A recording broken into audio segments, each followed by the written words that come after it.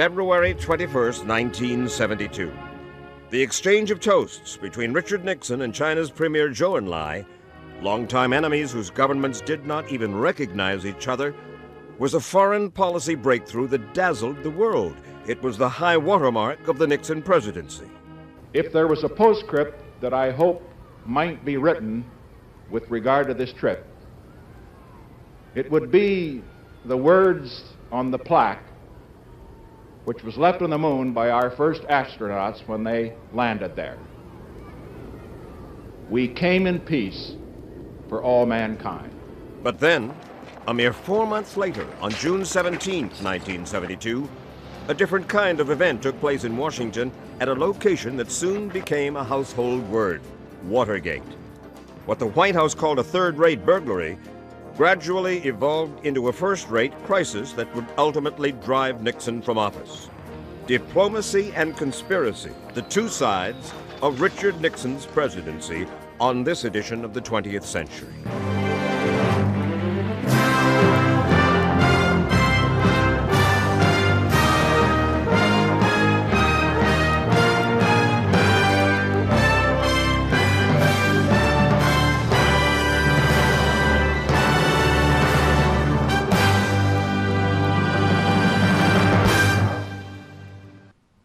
I'm Mike Wallace. Through the lens of history, it's hard to recall just how isolated Communist China was from the United States in 1972. There were no diplomatic relations, no trade, no travel, nothing. Most Americans at that time knew next to nothing about China or the Chinese. Offensive ethnic stereotypes and simplistic cliches were commonplace, as Charles Corral pointed out in a controversial broadcast on the eve of the president's journey to China. No tikkie, no washi. One from column A and one from column B, and a fortune cookie. You'll be hungry an hour later. That is about as much as we know about the Chinese. They are a race apart from any other foreigners, Italians or English or French, and a long way apart from us. In that climate, a visit to China by any American president would have been a stunner. What made Richard Nixon's trip singular was that he was a man who had climbed to the pinnacle of political power based in no small measure on his militant anti-communism. Richard Nixon had been a congressman for almost 3 years when China fell to Mao Zedong's Red Army. Mao's peasant army overwhelmed the forces of Generalissimo Chiang Kai-shek, a longtime friend of the United States. In December 1949, Chiang Kai-shek and the nationalist government flee to the independent island of Formosa, 100 miles from the China mainland. Under President Eisenhower and his Secretary of State John Foster Dulles, Washington refused to recognize Mao's China. A kind of U.S. curtain had descended over China. A great wall separates both nations. A wall of ignorance and suspicion built in equal parts by Peking and Washington.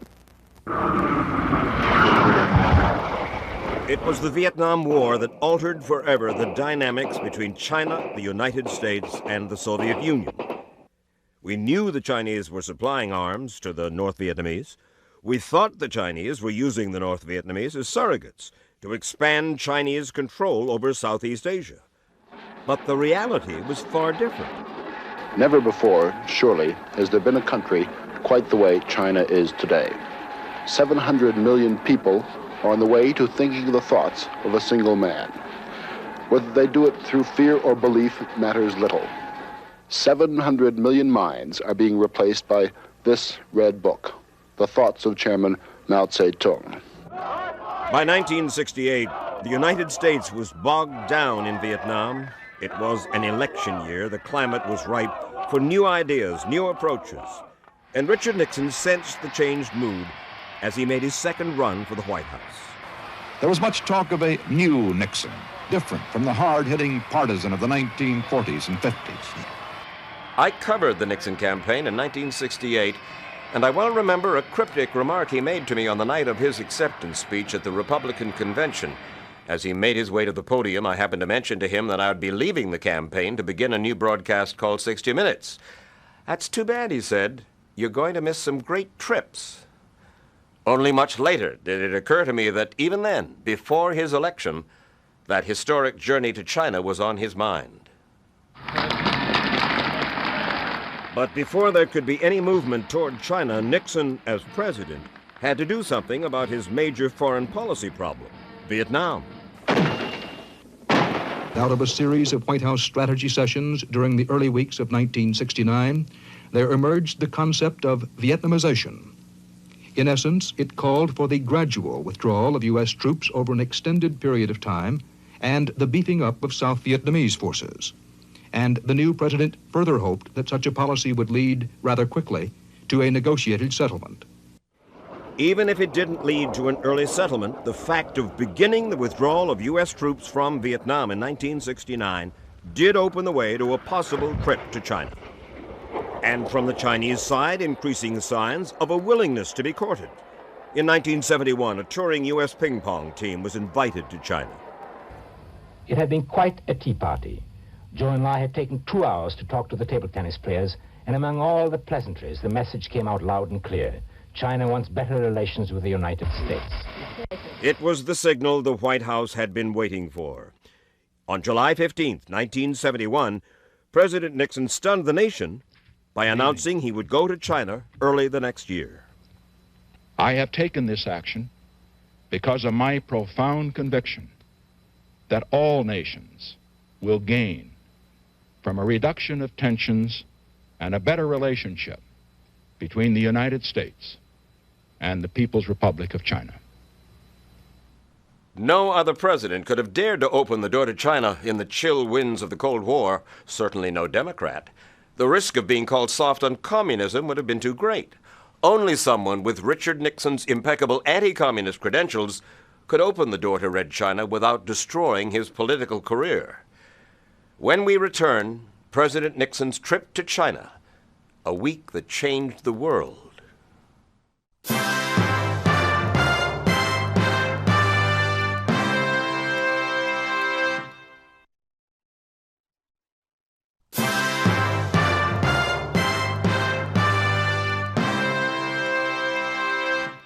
President Nixon's arrival in Beijing the morning of February 21st was like letting the sunshine into a room that had been in total darkness for almost 25 years. His arrival at 11:30 a.m. Beijing time was precisely scheduled to coincide with television prime time in the United States. Just one example of how carefully choreographed the trip was to get maximum television coverage back home during an election year. And there is Mrs. Nixon and the President.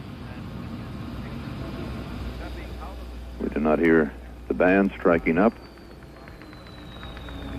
President Nixon applauding. This is the Chinese style, to applaud back when one is applauded and greeted. And there is Zhou Enlai, first handshake with Zhou Enlai. The first day brought this trip's first surprise. Within 4 hours of his arrival, President Nixon was meeting with the 78-year-old political and spiritual leader of this nation, Chairman Mao Zedong. Because of his meeting with Mao, President Nixon was late for his first private talk with Premier Zhou Enlai at the Great Hall of the People. The President arrived in the cove without topcoat, looking as though he was in no particular hurry. The first day's social highlight was the banquet in the Great Hall of the People. There, the entire American entourage, newsmen and White House staff was invited, and there were Chinese counterparts, artists, editors, doctors, to swell the feasting crowd to 750 or so.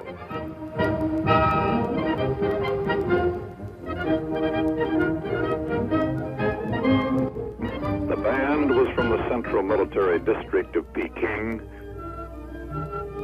but the melody, for it, was just a touch on the exotic side.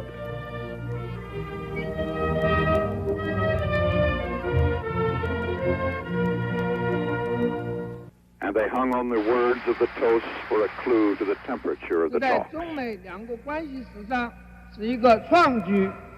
We hope that through a frank exchange of views between our two sides, to gain a clearer notion of our differences and make efforts to find common ground, a new start can be made in the relations between our two countries. Seize the day. Seize the hour. This is the hour. This is the day for our two peoples to rise to the heights of greatness which can build a new and a better world. It's now Tuesday evening in Peking, and President Nixon is winding up the second day of his visit to China. Compared to the hectic round of events that followed the president's arrival, today's schedule was much less crowded, although there was another formal meeting this afternoon between Mr. Nixon and Premier Zhou Enlai. There are very few details being given about any of these talks. This much does seem clear. A wide range of issues is being discussed. That's what President Nixon had hoped for. As for Mrs. Nixon, she has now started out on her own personal adventures in China. The First Lady drove to the Peking Zoo for a glimpse of the pandas native only to China's Sichuan province. Zhou Enlai has indicated that he'll ship 2 of these rare animals to the United States in exchange for the musk oxen that President Nixon has said he's going to present to the Chinese to add to the more than 4,000 animals in this extraordinary botanical and zoological garden. It's now, of course, nighttime in Peking, and President and Mrs. Nixon are now attending a ballet. The ballet is the Red Detachment of Women.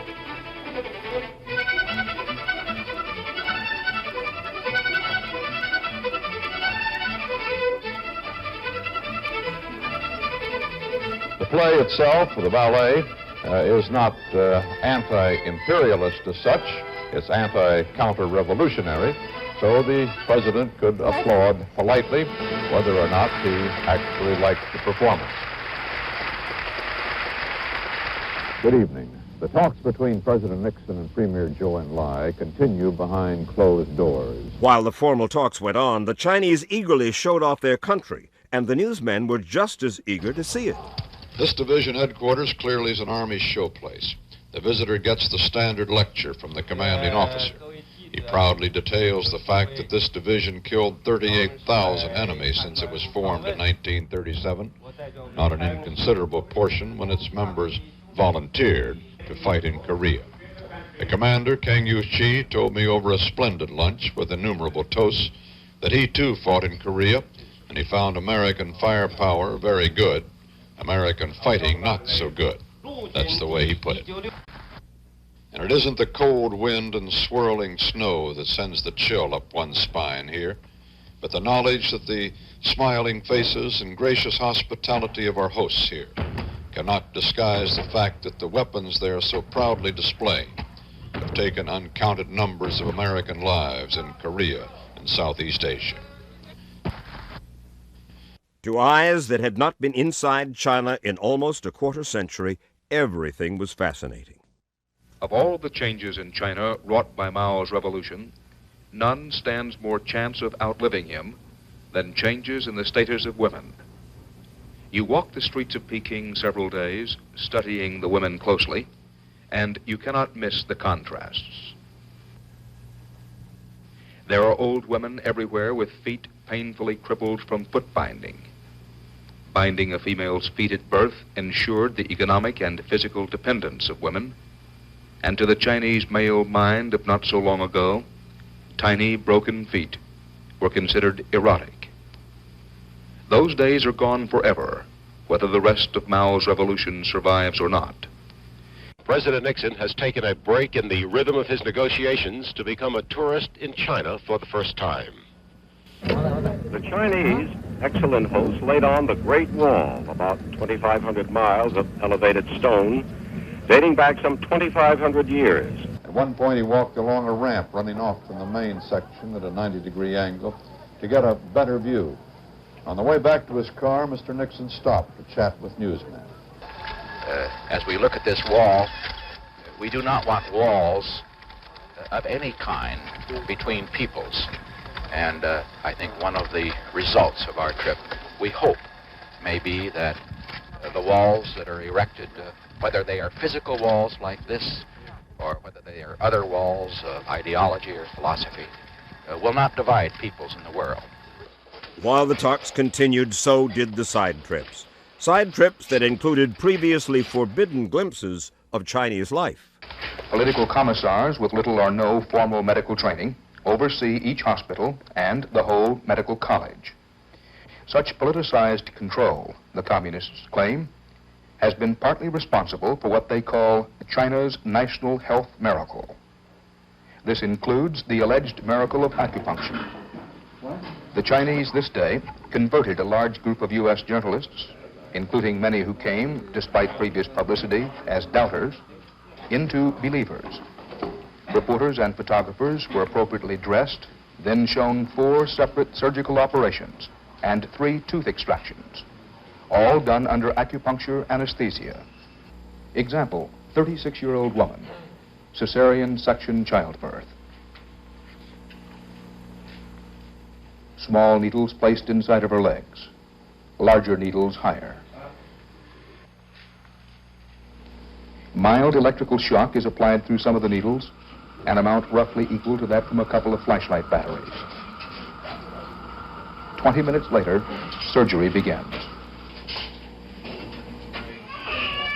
The baby is out. It's alive. It's a girl. Mother and child doing fine. And if what we have seen and heard here during the past 45 minutes is as it was presented to us, and it certainly appeared to be, then there's only one word to describe it: amazing. It is tomorrow morning, right now in Peking, on the other side of the world, and the President and Mrs. Nixon spent part of it touring in a snowstorm the splendors of the old Forbidden City, the ancient seat of the Chinese emperors.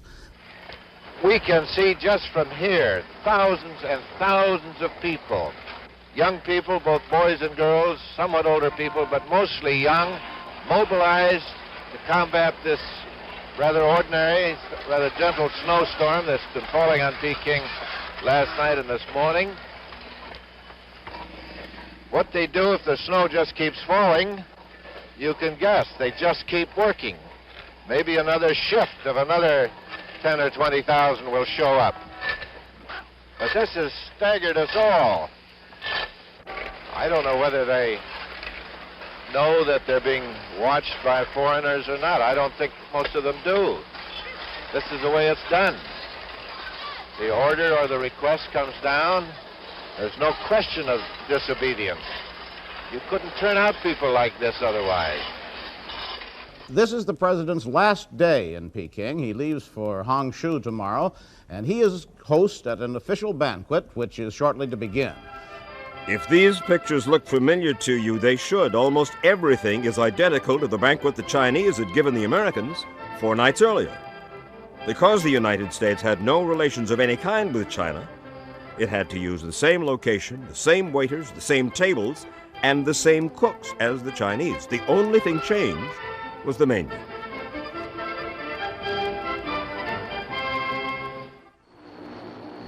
The President flew from Peking to Hangzhou with the Premier in a Chinese aircraft, a Soviet-made Ilyushin 18, a prop jet. The Chinese had insisted that President Nixon ride one of their aircraft instead of his own. The White House claims President Nixon had the capability, through his own communications suitcase aboard the Chinese plane, to remain in touch with Washington or anywhere else in the world at all times. No U.S. president had ever before flown any great distance in the aircraft of a foreign government. Reports circulated that he and Premier Zhou had been busily talking aboard the plane on the way down. News Secretary Ronald Ziegler immediately confirmed that a communique had been worked out. If there are agreements on basic substantive issues in the communique, then those would have been reached. The President and Premier Zhou, both now appearing to be in reasonably good humor, toured Hangzhou's West Lake. It seemed clear that there would be no additional meeting with Chairman Mao. In one of the lake's parks, the President and the Premier fed giant goldfish, in perhaps the most beautiful setting in which they have been photographed during this week in China. The President had indicated he did not want to banter with reporters, but he finally relented. The sightseeing I've had is like the hors d'oeuvre of a Chinese dinner. I'd like to have more. How is the entree?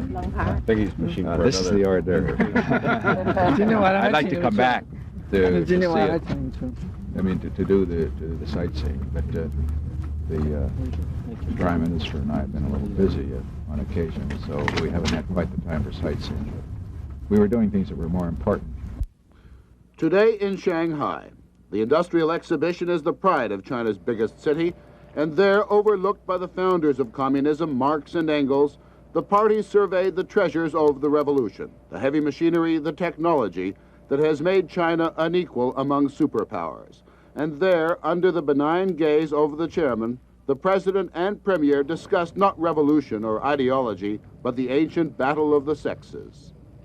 But in the home, the woman is always more intelligent than the husband. Not necessarily. In Shanghai, the President and Premier Zhou Enlai issued a communique proclaiming their desire for peaceful coexistence between their two countries. It spoke, as expected, of the prospect of exchanging athletes, scientists, cultural groups, journalists in future, so that the Chinese and Americans can get to know each other better. It spoke of the U.S. intention to phase out its troops from Taiwan, but the spirit of the communique was most eloquently expressed by the President in his final toast at yet another banquet, the last one in Shanghai. Mr. Prime Minister, our two peoples tonight hold the future of the world in our hands. And as we think of that future, we are dedicated to the principle that we can build a new world, a world of peace, a world of justice, a world of independence for all nations. Richard Nixon may be no wiser about China than he was a week ago, but it should be apparent to people everywhere now that neither Peking nor Washington is inhabited by saints or devils, just ordinary, fallible people. The series of talks with Zhou Enlai left Nixon convinced that the Chinese were as anxious as the Americans to see that some kind of peace agreement with North Vietnam be reached, an agreement that would come less than a year later, allowing the U.S. to extricate itself from Vietnam. But there were other forces at play in those critical days, forces that revealed a darker side of the Nixon presidency, forces that led to what came to be known as the Watergate crisis. That story when we come back.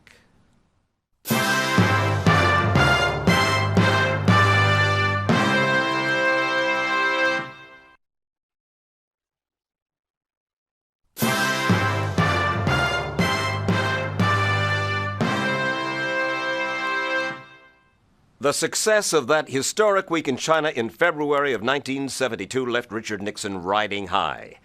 But the following June, his presidency began to unravel, though no one understood it fully at the time. And just as Vietnam had figured prominently in his discussions in Beijing, so too the Vietnam War and the deep divisions it caused in this country ultimately led to one of the greatest political crises in American history, Watergate.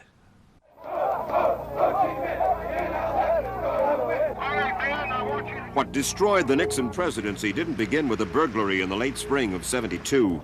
It began here at Richard Nixon's inaugural in the winter of 1969. His great triumph spoiled by anti-Vietnam War demonstrators. Preserve, protect, and defend. The seeds for Watergate were planted on this day in a rage that would lead to a terrible end. There were many people in the city that were protesting the war. They were visible to some people on the edge of the parade route, and it did set a fairly tense mood at the time that I think carried through for quite some time thereafter. There was a secret government. There was a secret attitude of hate that was directed at the press and the Democrats and the people who opposed the Vietnam War. Within 5 months of his inauguration, Richard Nixon would authorize wiretaps on men inside his own administration because he believed they were subverting his efforts in Vietnam by leaking damaging stories to the press.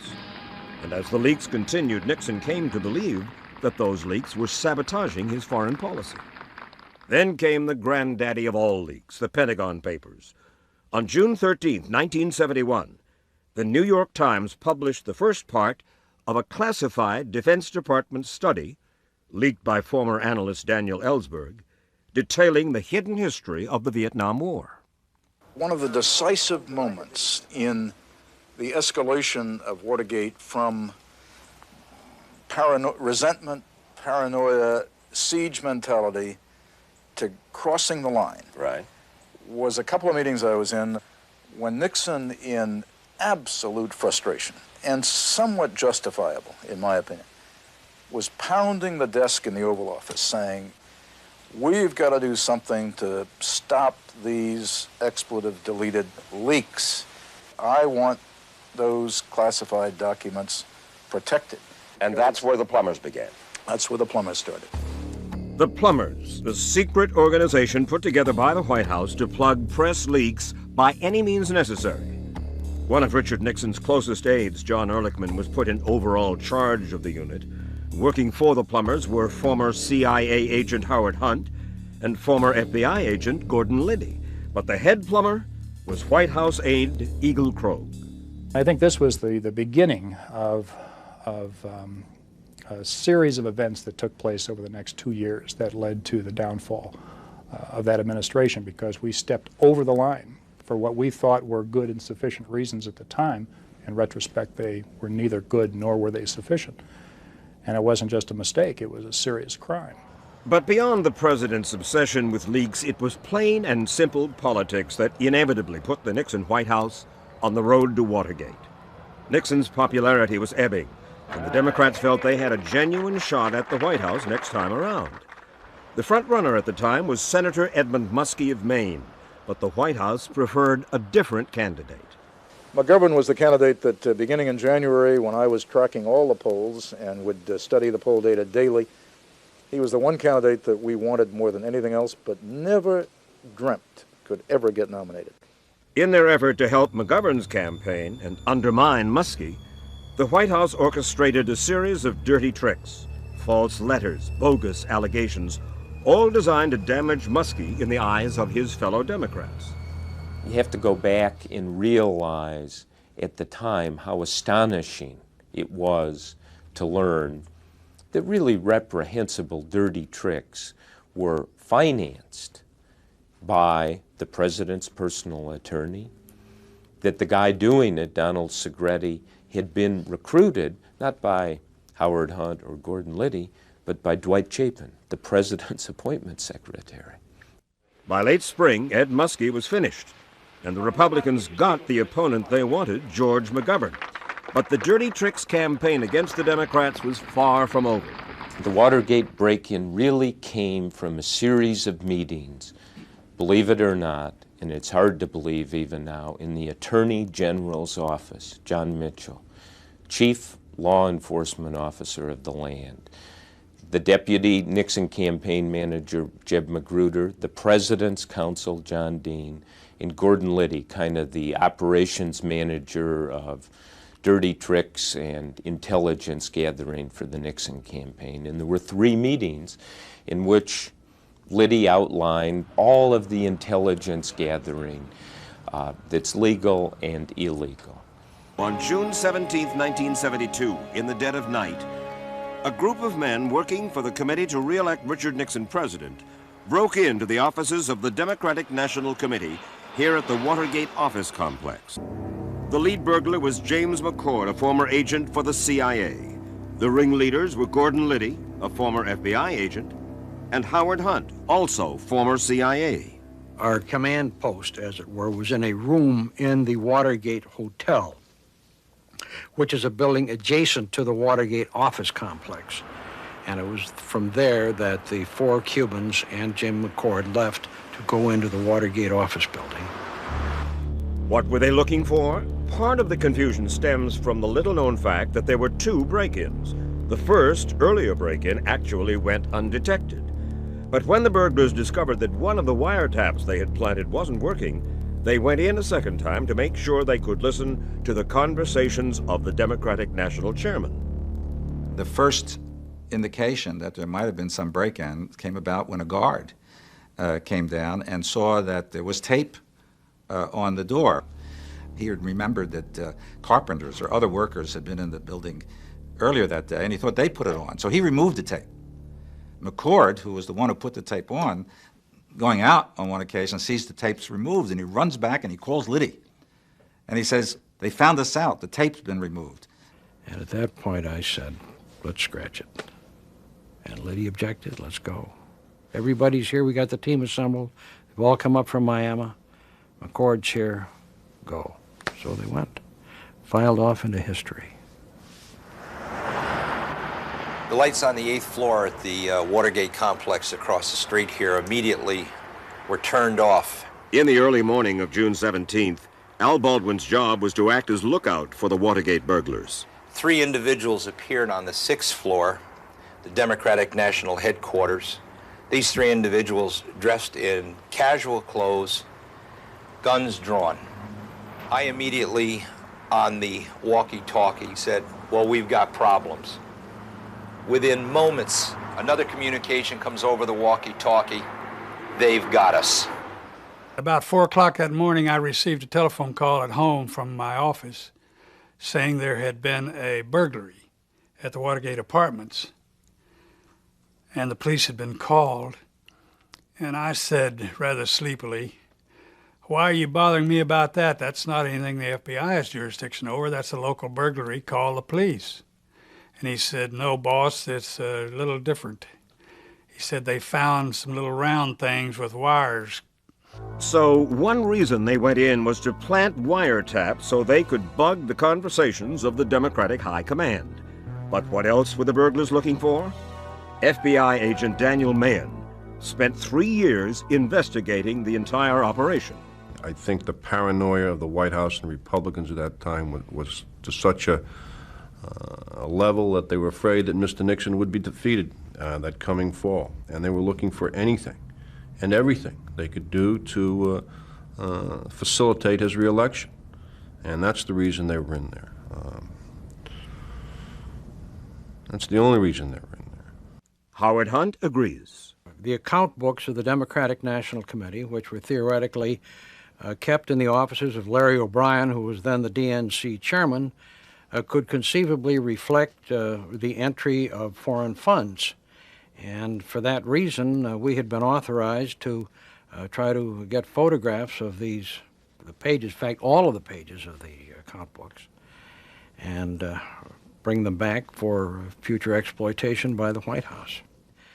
When we come back, the story that wouldn't die. How one newspaper kept a story alive despite the best efforts of the White House, and how those efforts sowed the seeds of the destruction of the Nixon presidency.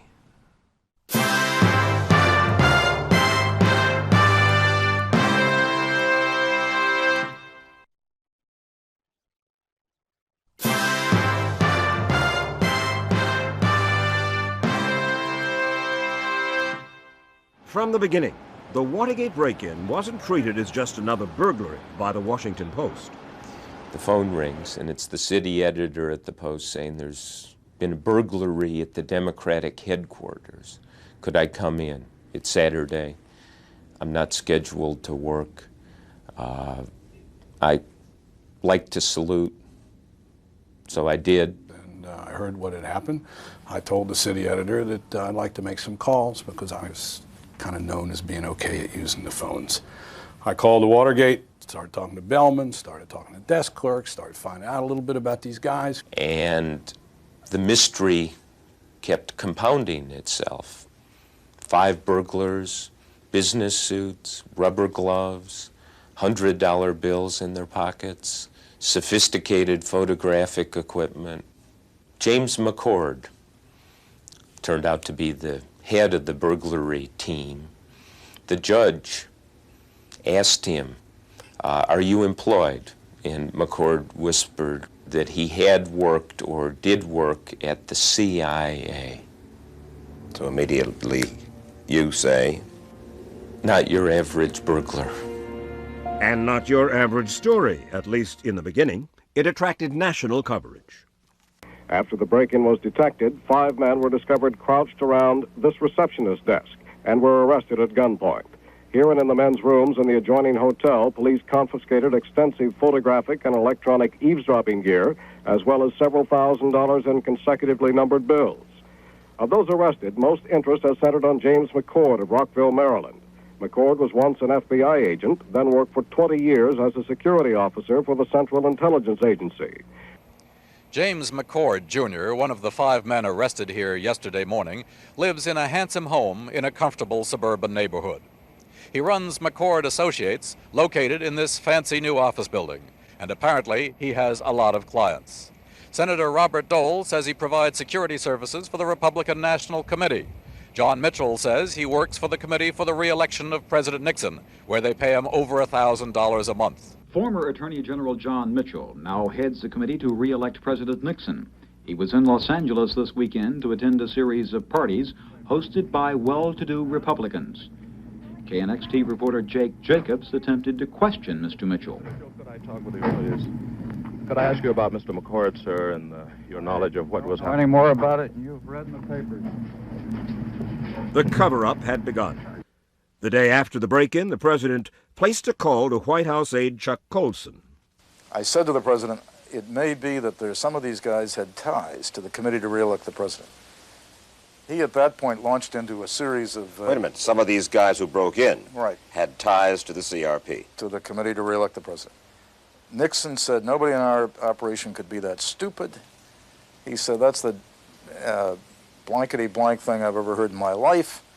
Was furious and said that he had smashed an ashtray when someone had told him that our people had something to do with it.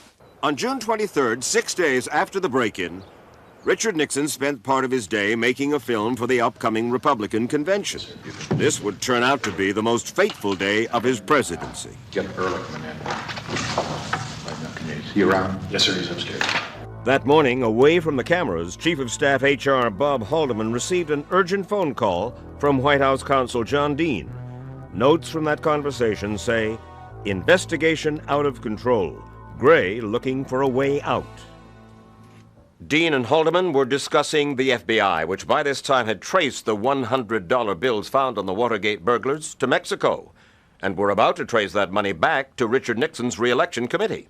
Again, from Haldeman's notes, call Walters in. Have him talk to FBI Director Gray. After that phone call, Haldeman met with the president, and then with the CIA Director Richard Helms, and his second-in-command, Vernon Walters. At that meeting, Haldeman asked them to interfere with the FBI investigation. And it was quite clear from the beginning of the meeting that there was a certain hostility going on here. And that they wanted Walters to go down to see the acting director, Gray, of the FBI, and to indicate to him that he should knock off, if you like, an investigation in Mexico because it might run into some of CIA's operations in Mexico. In effect, the CIA was being told to block the FBI investigation. Walters did pay a visit to Gray, a visit that, in the end, resulted in a series of memos between the two men, agreeing that each agency had a responsibility to protect the president from his own people. This misuse of the CIA, a blatant obstruction of justice, would ultimately prove to be the act that brought down Richard Nixon. From the beginning, White House strategy had been designed to contain the Watergate investigation, keep it at the lowest level possible. And at least in the beginning, that strategy seemed to work. In Miami, Bernard Barker watched on television with his attorney, Henry Rothblatt, as the federal indictments were handed down. Barker and his 4 fellow Watergate burglars, plus E. Howard Hunt and Gordon Liddy, were the only men implicated when federal indictments were handed down in September. The White House was jubilant. White House counsel John Dean was singled out for his efforts at squelching the investigation. The president told me I'd done a good job, and he appreciated how difficult a task it had been, and the president was pleased that the case had stopped with Liddy. In the meantime, the Washington Post was beginning to pull together the threads that would eventually lead to the heart of the Nixon presidency. They were helped by an anonymous source known to Americans only as Deep Throat, who told them to follow the money. I frankly have a better appreciation of it now than I did at the time. the lead from Deep Throat, follow the money. So important on this story. And we followed the money. And the money trail soon led them to Hugh Sloan, who, as treasurer of Nixon's re-election committee, had access to a huge secret cash fund. Cash, so it couldn't be traced to the re-election committee. Cash that was being used for bribes and payoffs.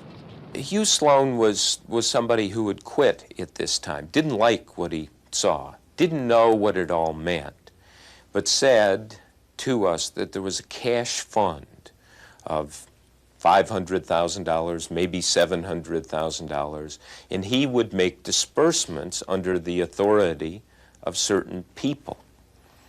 Very key, follow the money, who controls the money. And our stories in the Washington Post before the '72 election focused on this secret fund and who controlled it, and the key people were Haldeman, Stans, and Mitchell. Bob Haldeman, the White House Chief of Staff, Maurice Stans, former Commerce Secretary, Treasurer of the Nixon campaign, John Mitchell, former Attorney General, former Chairman of the Nixon Campaign Committee. And how much do you think that publicity attending this case is hurting President Nixon's re-election campaign? Not in the slightest. I don't believe it'll hurt in the slightest for the very simple reason that neither the president, obviously, or anybody in the White House, or anybody in authority in any of the committees working for the re-election of the president have any responsibility for it. 11:30 at night, 12:30 at night, Carl Bernstein calls the Attorney General of the United States at home and tells him what? Well, he said that they were running this story that Mitchell controlled that money and said they wanted to check this story with him. Mm-hmm. He said, well, are you going to run this? And if you are, Katie Graham's tit is going to get caught in a ringer. There you are. I said it. We reflected on the Attorney General's remark about where Mrs. Graham's arrangements were going to get caught, and we thought that they were serious about that. As it turned out, they sure as hell were. Well, were there actual things undertaken by the White House to get back at you people? You know that Florida, that the FCC had this rule that all television license has to be renewed every 3 years. In the state of Florida, the Post owned 2 television stations, neither of which had ever been challenged in the history of television. Right. And suddenly there were 3 or 4 challenges, including Rebozo, including all the representatives of the Florida Committee to re-elect. B.B. Rebozo? B.B. Rebozo. Richard Nixon's best friend. Richard Nixon's best friend. We were hurting. We'd written all of these things. Lots of people didn't believe them. We were out on one long limb, and there were lots of saws working on that limb. And no one is with you. I mean, no one. In October, there was we had one ally. Walter Cronkite. Walter Cronkite. At first, it was called the Watergate Caper. 5 men, apparently caught in the act of burglarizing and bugging Democratic headquarters in Washington. But the episode grew steadily more sinister. It wasn't up until your network gave 15 minutes of airtime to our stories in late October that our reporting got any prominence. Our colleagues in the press ignored us or disbelieved us. It was a big kiss from Walter. It was Bill Paley, the CBS equivalent of Katharine Graham, was not particularly happy about it. Oh, yeah. Bill Paley called me many times. I remember one Saturday morning in the fall of '72 and apologized for a 13-minute news segment on Watergate, which he said was in the middle of a political campaign, was violating the fairness doctrine. He said, I've been talking to the news department trying to change them, and he said, I'm having difficulty, but trust me, I'll keep working on it. The committee to re-elect the president. To the point where the second scheduled story the next night was edited almost in half. I went through life saying this is the purest form of journalism in which I've ever worked, including magazines and newspapers. I had to back off of that when I learned the truth about the Watergate episode, since clearly top management had interfered with the broadcast. The truth is, despite the Washington Post and despite CBS News, Watergate had no impact whatsoever on the election results that fall. The Nixon landslide that was predicted seems to be turning into a reality he got reelected, and that's the American way. No one had, it didn't change our conviction that something was rotten, but it slowed down our ability to do anything about it. We couldn't get it. But just 3 months after the 1972 election, some of the Watergate conspirators began to crack, and those cracks were enough to unleash a tidal wave of disclosures. Disclosures that would lead almost 2 years later to Richard Nixon's resignation as President of the United States.